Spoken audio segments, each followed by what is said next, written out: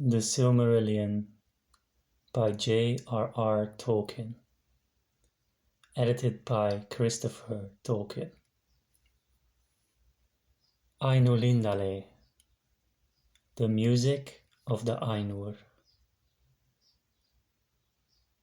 There was Eru, the One, who in Arda is called Ilúvatar, and he made first the Ainur, the Holy Ones, that were the offspring of his thought, and they were with him before aught else was made.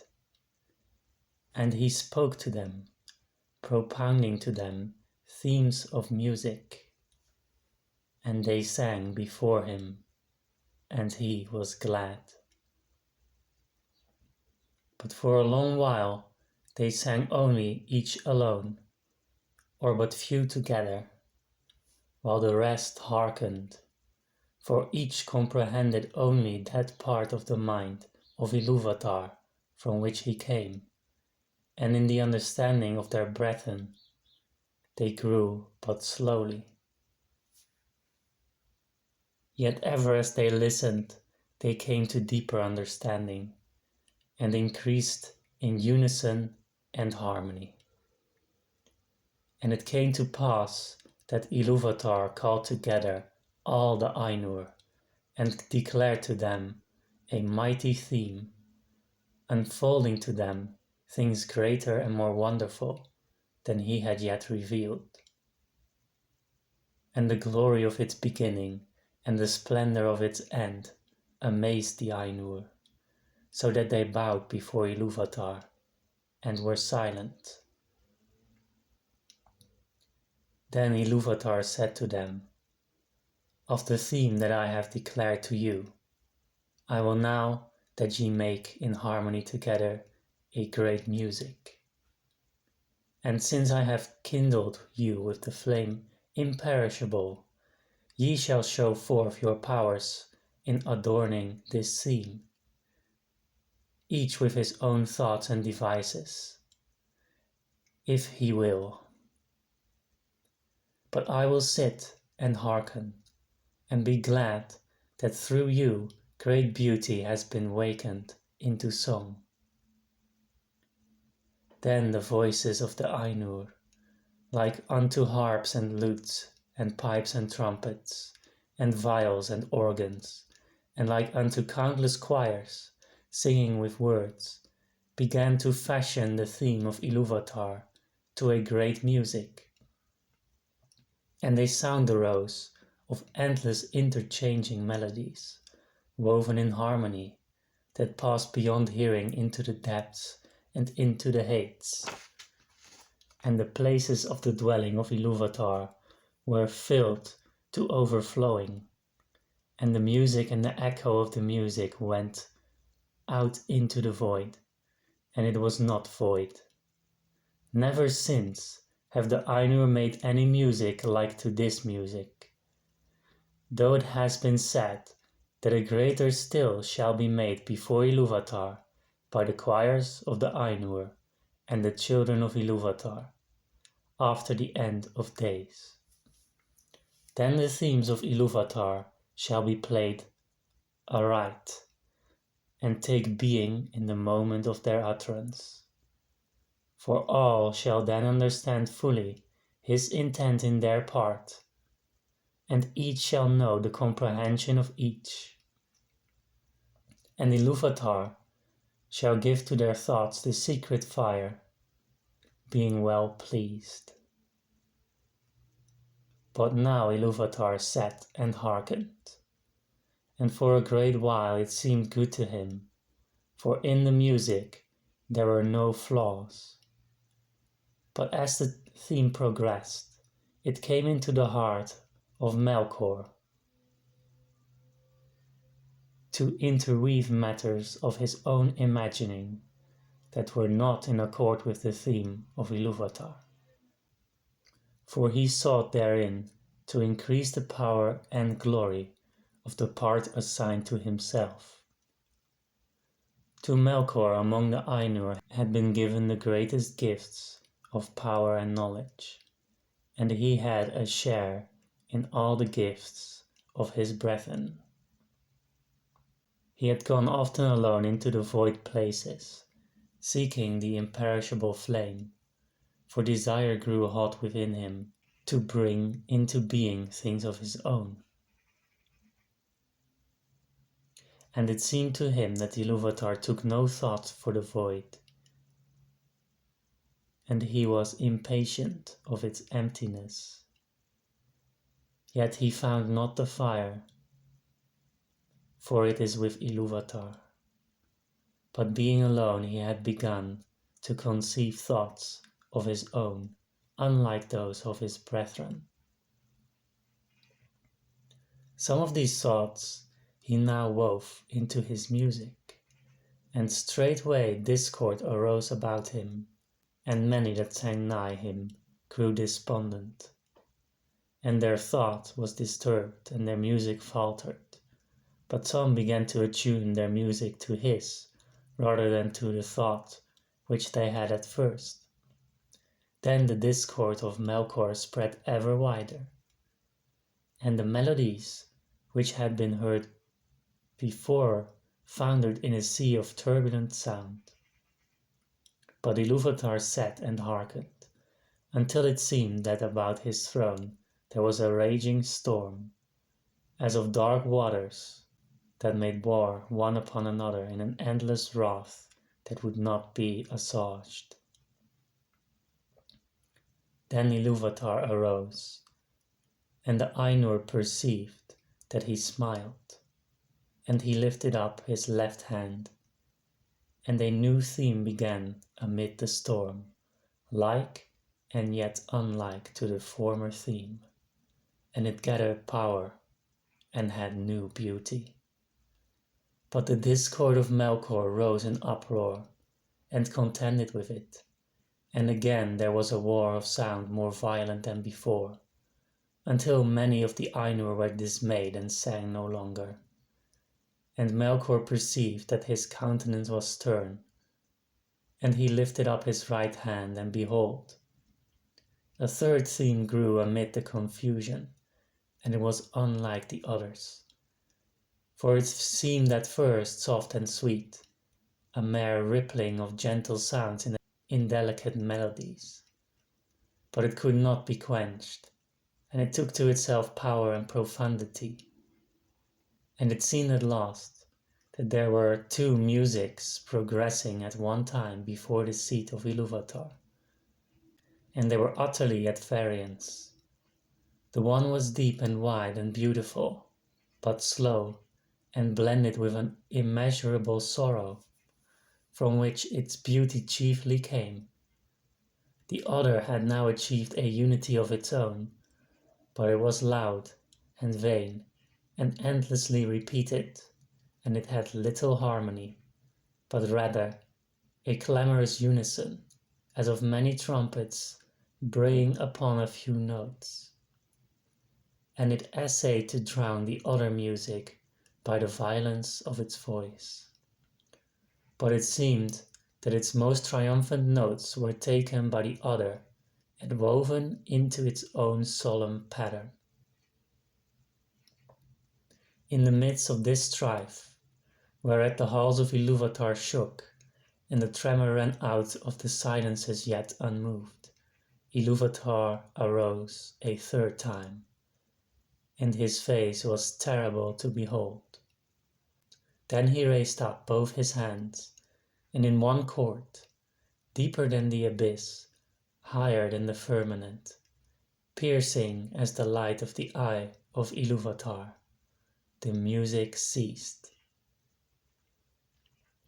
Then Ilúvatar spoke, and he said, "Mighty are the Ainur, and mightiest among them is Melkor. But that he may know, and all the Ainur, that I am Ilúvatar, those things that ye have sung, I will show them forth, that ye may see what ye have done. And thou, Melkor, shalt see that no theme may be played that hath not its uttermost source in me. nor can any alter the music in my despite. For he that attempteth this shall prove but mine instrument in the devising of things more wonderful, which he himself hath not imagined. Then the Ainur were afraid, and they did not yet comprehend the words that were said to them.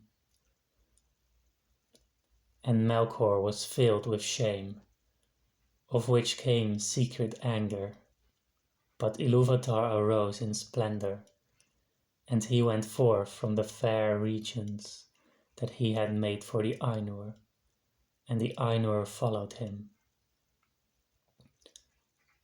But when they were come into the void, Ilúvatar said to them, Behold your music.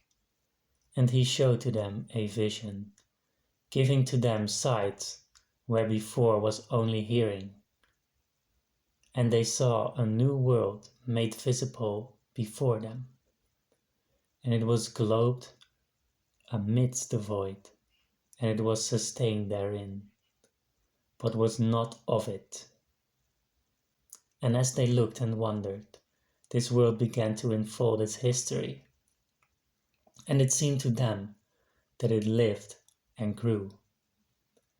And when the Ainur had gazed for a while, and were silent, Ilúvatar said again, Behold your music. This is your minstrelsy, and each of you shall find contained herein, amid the design that I set before you, all those things which it may seem that he himself devised or added.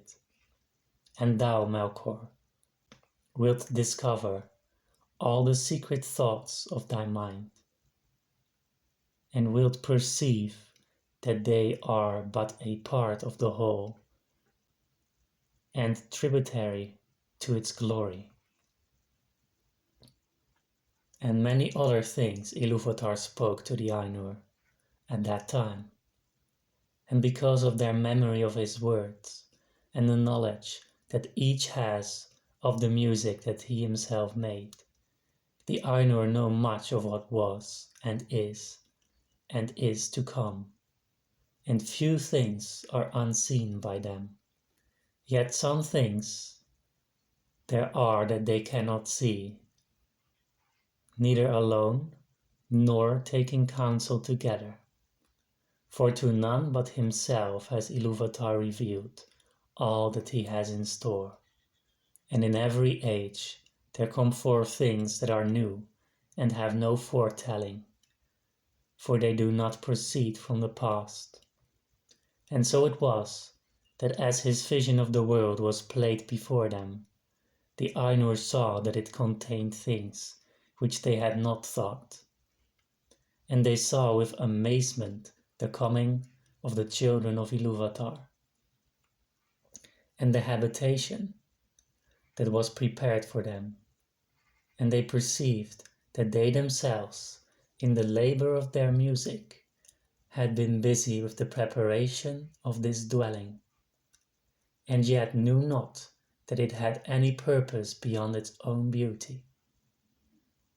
For the children of Ilúvatar were conceived by him alone, and they came with the third theme, and were not in the theme which Ilúvatar propounded at the beginning, and none of the Ainur had part in their making. Therefore, when they beheld them, the more did they love them, being things other than themselves, strange and free, wherein they saw the mind of Ilúvatar reflected anew, and learned yet a little more of his wisdom, which otherwise had been hidden even from the Ainur. Now the children of Ilúvatar are elves and men, the firstborn and the followers.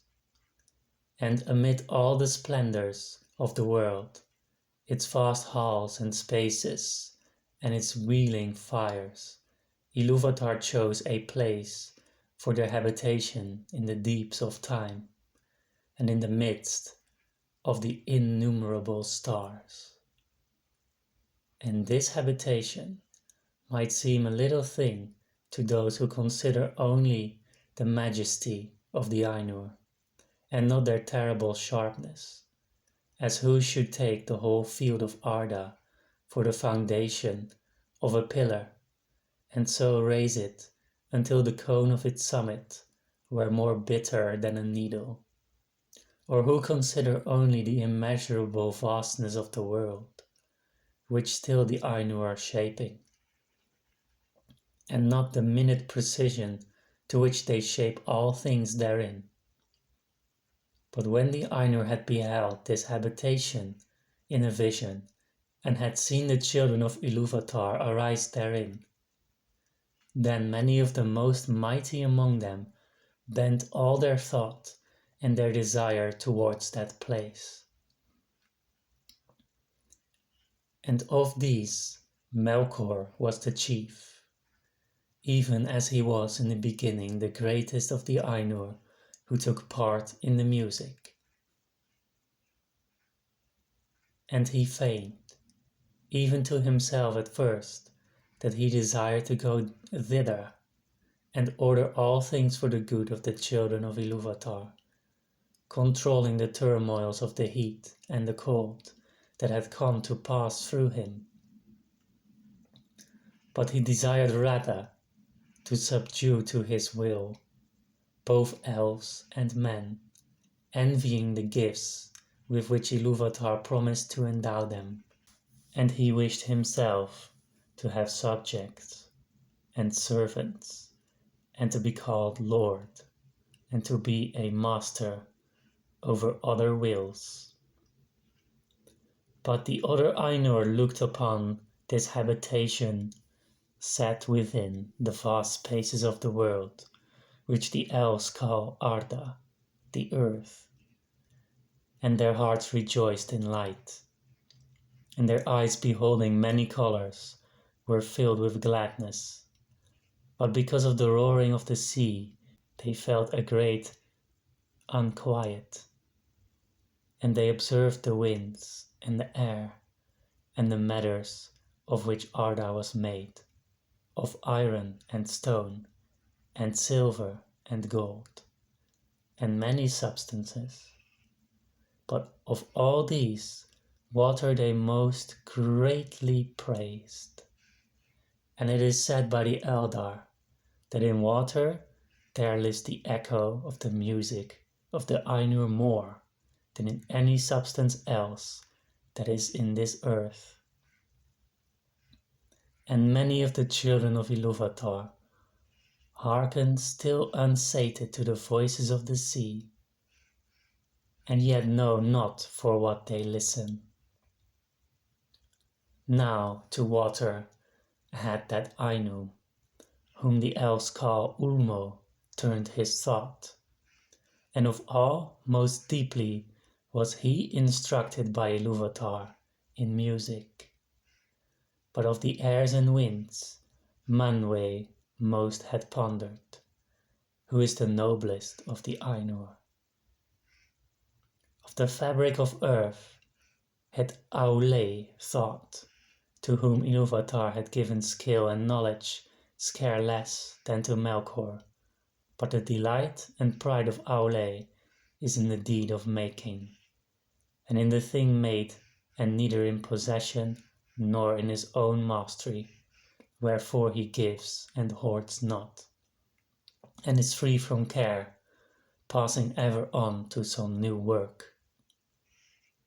And Ilúvatar spoke to Ulmo, and said, Seest thou not how here in this little realm in the deeps of time Melkor hath made war upon thy province? He hath bethought him of bitter cold, immoderate, and yet hath not destroyed the beauty of thy fountains, nor of thy clear pools. Behold the snow and the cunning work of frost. Melkor hath devised heats and fire without restraint, and hath not dried up thy desire, nor utterly quelled the music of the sea. Behold rather the hate and glory of the clouds, and the ever-changing mists, and listen to the fall of rain upon the earth. And in these clouds thou art drawn nearer to Manwe thy friend, whom thou lovest. Then Ulmo answered, Truly, water is become now fairer than my heart imagined. Neither had my secret thought conceived the snowflake, nor in all my music was contained the falling of the rain. I will seek Manwe, that he and I may make melodies forever to thy delight. And Manwe and Ulmo have from the beginning been allied, and in all things have served most faithfully the purpose of Ilúvatar. But even as Ulmo spoke, and while the Ainur were yet gazing upon this vision, it was taken away and hidden from their sight, and it seemed to them that in that moment they perceived a new thing, darkness, which they had not known before, except in thought. But they had become enamored of the beauty of the vision and engrossed in the unfolding of the world which came there to being, and their minds were filled with it, for the history was incomplete, and the circles of time not full wrought, when the vision was taken away. And some have said that the vision ceased ere the fulfillment of the dominion of man and the fading of the firstborn. Wherefore, though the music is over all, the Valar have not seen as with sight the later ages or the ending of the world. Then there was unrest among the Ainur, but Ilúvatar called to them and said, I know the desire of your minds, that what ye have seen should verily be not only in your thought, but even as ye yourselves are, and yet another. Therefore I say, Ea, let these things be, and I will send forth into the void the flame imperishable, and it shall be at the heart of the world, and the world shall be, and those of you that will may go down into it. And suddenly the Ainur saw afar off a light, as it were a cloud with a living heart of flame, and they knew that this was no vision only, but that Ilúvatar had made a new thing, Ea, the world that is. Thus it came to pass that of the Ainur some abode still with Ilúvatar, beyond the confines of the world, but others, and among them many of the greatest and most fair, took the leave of Ilúvatar and descended into it. But this condition Ilúvatar made, or it is the necessity of their love, that their power should thenceforward be contained and bounded in the world, to be within it forever, until it is complete, so that they are its life and it is theirs, and therefore they are named the Valar, the powers of the world. But when the Valar entered into Ea, they were at first astounded and at a loss, for it was as if naught was yet made which they had seen in vision, and all was but on point to begin and yet unshaped. And it was dark, for the great music had been but the growth and flowering of thoughts in the timeless halls, and the vision only a foreshowing. But now they had entered in at the beginning of time, and the Valar perceived that the world had been but foreshadowed and foresung, and that they must achieve it. So began their great labors, in wastes unmeasured and unexplored, and in ages uncounted and forgotten, until in the deeps of time and in the midst of the vast halls of Ea, there came to be that hour and that place, where was made the habitation of the children of Ilúvatar. And in this work the chief part was taken by Manwë and Aule and Ulmo, but Melkor too was there from the first, and he meddled in all that was done, turning it, if he might, to his own desires and purposes. And he kindled great fires. When therefore earth was yet young and full of flame, Melkor coveted it, and he said to the other Valar, "This shall be my own kingdom, and I name it unto myself." But Manwë was the brother of Melkor in the mind of Ilúvatar, and he was the chief instrument of the second theme that Ilúvatar had raised up against the discord of Melkor. And he called unto himself many spirits, both greater and less, and they came down into the fields of Arda, and aided Manwë, lest Melkor should hinder the fulfillment of their labor forever, and earth should wither ere it flowered. And Manwë said unto Melkor, "This kingdom thou shalt not take for thine own, wrongfully, for many others have labored here no less than thou." And there was strife between Melkor and the other Valar. And for that time Melkor withdrew and departed to other regions, and did there what he would. But he did not put the desire of the kingdom of Arda from his heart. Now the Valar took to themselves shape and hue, and because they were drawn into the world by love of the children of Ilúvatar, for whom they hoped, they took shape after that manner which they had beheld in the vision of Ilúvatar, save only in majesty and splendor. Moreover, their shape comes of their knowledge of the visible world, rather than of the world itself, and they need it not, save only as we use raiment. And yet we may be naked, and suffer no loss of our being. Therefore the Valar may walk, if they will, unclad, and then even the Eldar cannot clearly perceive them, though they be present.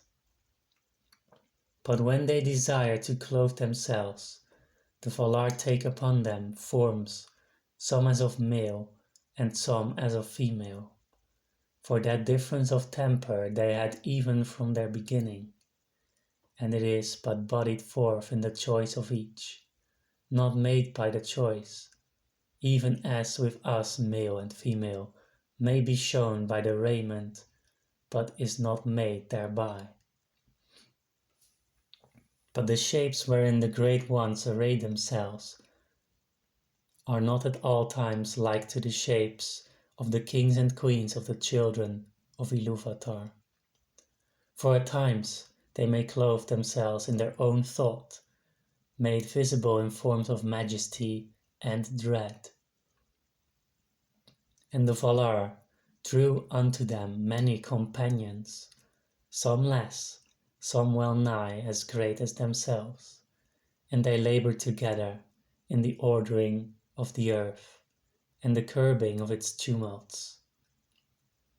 Then Melkor saw what was done, and that the Valar walked on earth as powers visible, clad in the raiment of the world, and were lovely and glorious to see, and blissful, and that the earth was becoming as a garden for their delight.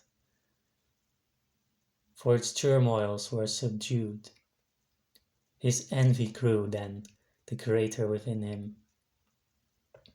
And he also took visible form, but because of his mood and the malice that burned in him, that form was dark and terrible. And he descended upon Arda in power and majesty greater than any other of the Valar. As a mountain that waits in the sea, and has its head above the clouds, and is clad in ice and crowned with smoke and fire, and the light of the eyes of Melkor was like a flame that withers with heat and pierces with deadly cold. Thus began the first battle of the Valar with Melkor. For the dominion of Arda, and of those tumults the elves know but little. For what has here been declared is come from the Valar themselves, with whom the Ainulindalë spoke in the land of Valinor, and by whom they were instructed. But little would the Valar ever tell of the wars before the coming of the elves. Yet it is told among the Eldar that the Valar endeavored ever, in despite of Melkor, to rule the earth and to prepare it for the coming of the firstborn. And they built lands, and Melkor destroyed them. Valleys they delved, and Melkor raised them up. Mountains they carved, and Melkor threw them down. Seas they hollowed, and Melkor spilled them. And naught might have peace or come to lasting growth, for as surely as the Valar began a labor, so would Melkor undo it or corrupt it. And yet their labor was not all in vain. And though nowhere and in no work was their will and purpose wholly fulfilled, and all things were new none the less, the earth was fashioned and made firm. And thus was the habitation of the children of Ilúvatar established at the last in the deeps of time and amidst the innumerable stars.